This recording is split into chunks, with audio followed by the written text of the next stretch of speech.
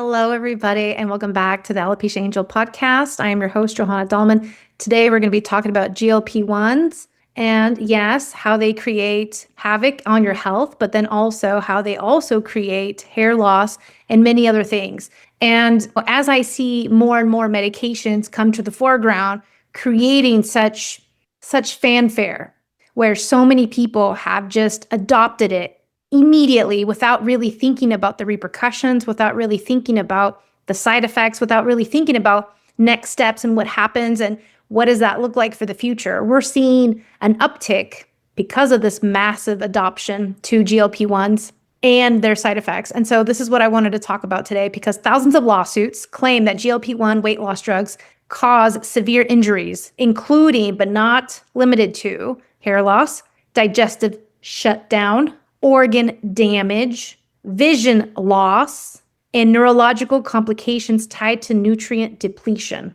The rapid adoption, with more than 31 million U.S. adults using these medications, exposed safety patterns that were less visible when fewer people use them. And so the thing is like we have an experiment that we essentially just did with millions of people, primarily Americans, but not to say that maybe abroad as well, where all these things are happening. And so the case study is quite significant, and this is where rapid lawsuits are happening. New regulatory warnings highlight risks beyond digestion, including psychiatric symptoms, reduced effectiveness of oral contraceptives due to altered drug absorption.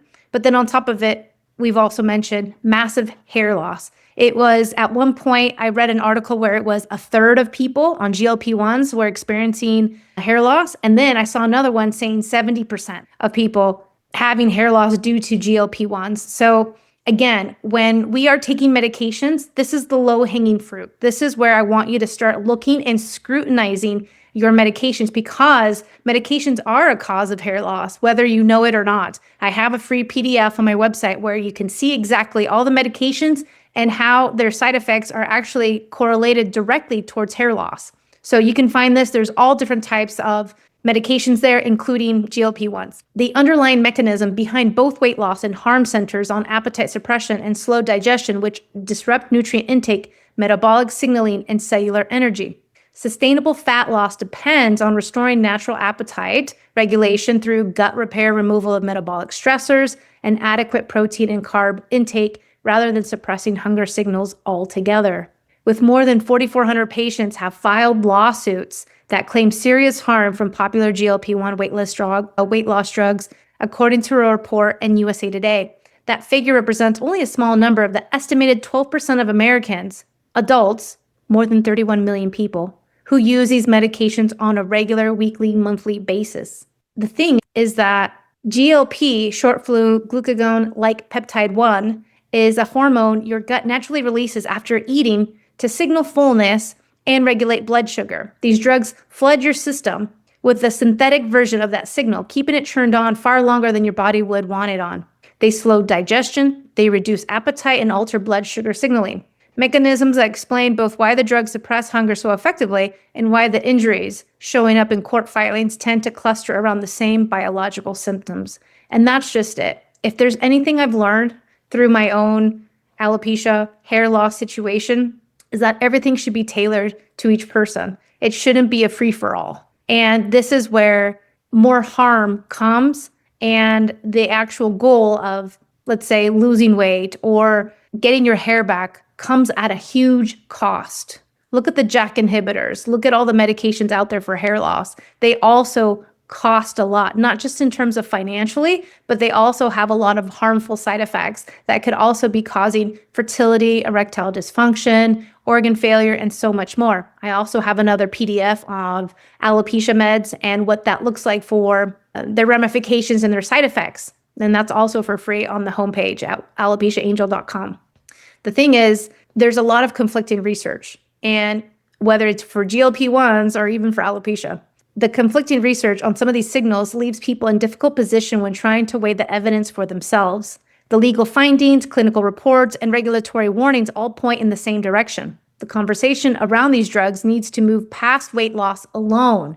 And the evidence shows that, again, if you have all these side effects and what it means for your own personal health moving forward. So for example, in my case with alopecia and going that route of medications, I knew that wasn't my route or my prerogative or even a choice that I wanted to make, because having healthy kids, getting pregnant, having the next stage of my life was much more important than the stage right then and there. And not to say that alopecia wasn't important. It was. But more important was my fertility. More important was being a mom and having a baby.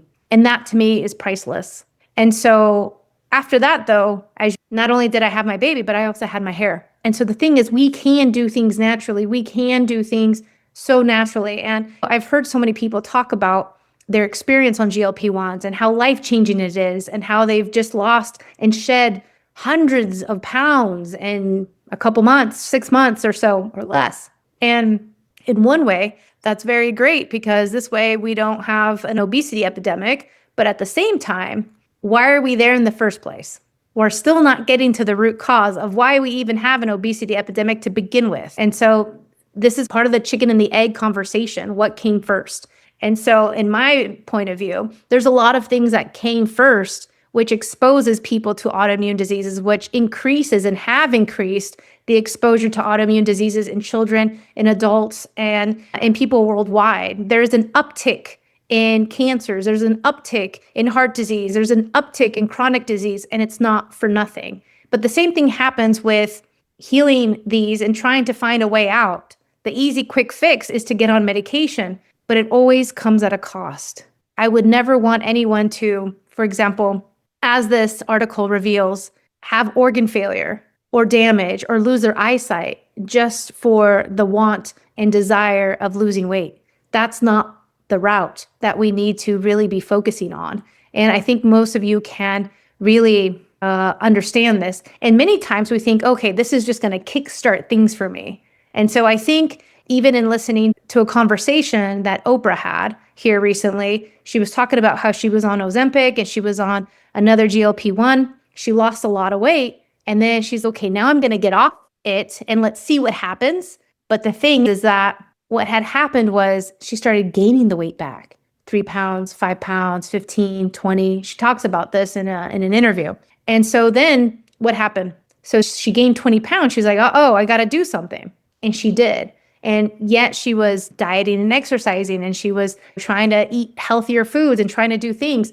Now she's found a way to really help her situation, keep those pounds off, and really kind of get off that cycle of losing weight, losing weight, gaining weight that she's had for over 40, 50 years of her life.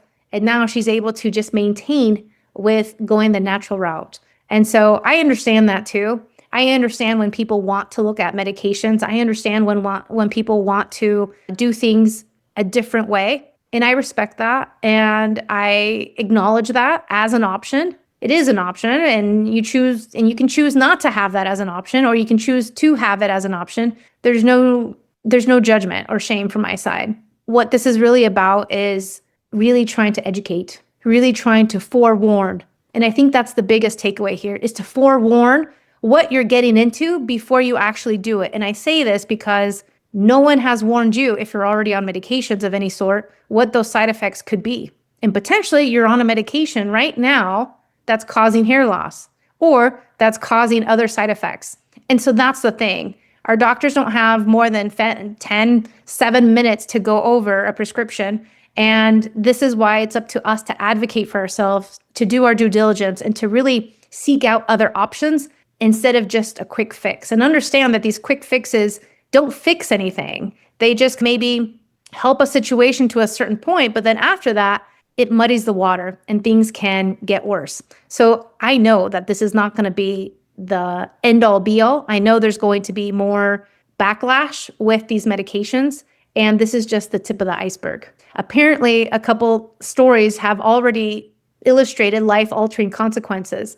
One case study, an individual case, showed how symptoms escalated from discomfort to permanent change. One patient described hearing her colon rupture, a blockage caused by the bowel to tear, which required a removal of a large portion of the colon and months of recovery. Another patient experienced severe vomiting that led to Wernicke's cephalopathy, a neurological condition caused by vitamin B1 deficiency, characterized by confusion, vision problems, and poor coordination. These examples show how nutrient depletion becomes a significant risk when appetite suppression persists.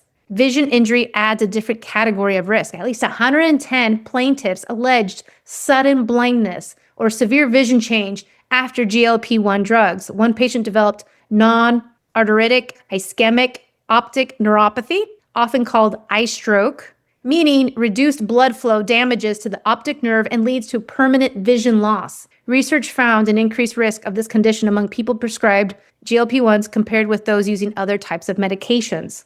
I will tell you, as someone who's in her mid-40s who has to now forcefully use eye reading glasses, just reading glasses, because I've always had amazing 20/20 eyesight, is that it's a pain in the butt. And I wish there would be an easier way, but readers are for me for now, and I guess for the rest of my life.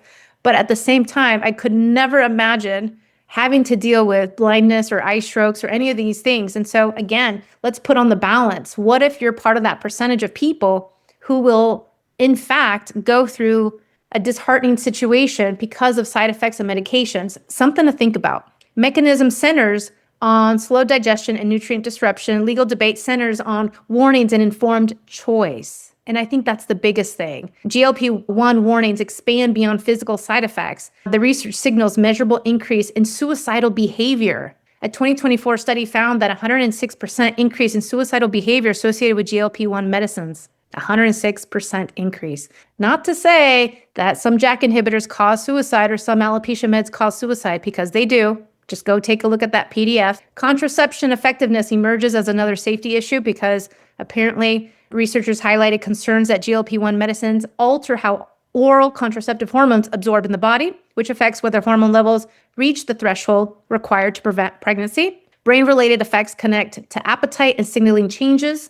GLP-1 medicines influence brain pathways involved in appetite, reward, and mood regulation, which provides a biological explanation for why psychiatric symptoms appear in safety databases. Changes in blood sugar signaling and appetite control circuits interact with emotional regulation systems. So the thing is, health authorities advise patients to report new or worsening depression, mood changes, unusual behavior while using these meds, reflecting a shift from passive awareness to active tracking. So the thing is, there's a lot of things you can do to support metabolic health. And this is what we talk about inside Diet and Lifestyle. This is what we talk about inside really the Hair and Heal program. We avoid those quick fixes. We avoid these traps. They're not even quick fixes because they're not fixing a situation. They're making it worse. We avoid these traps, these gimmicks, because the thing is we can keep spending and trying, but the end result will be a devastated person with more to lose than just the hair or just the weight. And so this is where you need to go back to your foundation. You need to go back to those building blocks of Diet and Lifestyle, is what I teach inside the Hair and Heal program, so that your personalized custom approach can be looking at all the factors that are contributing to your specific hair loss. But really, for those of you who have tried, which I got to tell you, the numerous amount of health coaches who have come to me recently saying, I was on a GLP-1 for 3-4 months because I just wanted to lose that extra 20 pounds, or I'm a weight loss coach and now I'm losing my hair. They're coming to me in droves. And it's not just one or two people. It's a lot of health coaches are coming to me just because they're losing their hair because they've been on these GLP-1 meds. And that's the thing. It's not the end all be all. There's so much more to our health that we can be doing. And even with baby steps, you still see progress. I even have clients who don't follow directions, don't do things correctly, and they still see progress. They still see the hair growth. They still see the clear skin.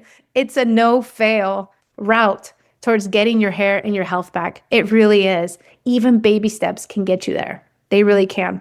And so the thing is that there's a lot of factors for each person, and this goes beyond the weight loss topic. But really, I wanted to showcase how GLP-1s affect more than just hair loss. They affect more and they have more side effects. And because so many people are on them and because they're widespread, there's more research now being done about it. And it's we're now quickly able to see exactly what's happening in less time.